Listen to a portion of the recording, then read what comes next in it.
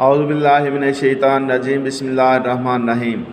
بیٹا میں ہوں آپ کا ٹیچر ایم اے رضا، اور آج آپ اردو میں پڑھ رہے ہیں مطلع اور مقطع۔ مطلع کسے کہتے ہیں؟ مطلع طلوع ہونے سے نکلا ہے، اس سے مراد سورج یا چاند کے نکلنے کی جگہ کو کہتے ہیں۔ شاعری میں غزل کے پہلے شعر کو مطلع کہتے ہیں۔ اس کی نشانی یہ ہے کہ اس کے دونوں مصرعے ہم قافیہ اور ہم ردیف ہوتے ہیں۔ مثال اس کی کیا ہے؟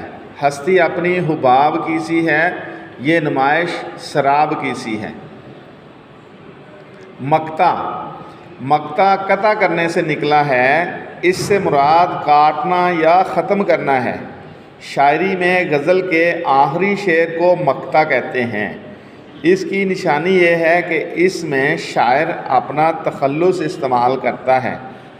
مثال: میر ان نیم باز آنکھوں میں، ساری مستی شراب کی سی ہے۔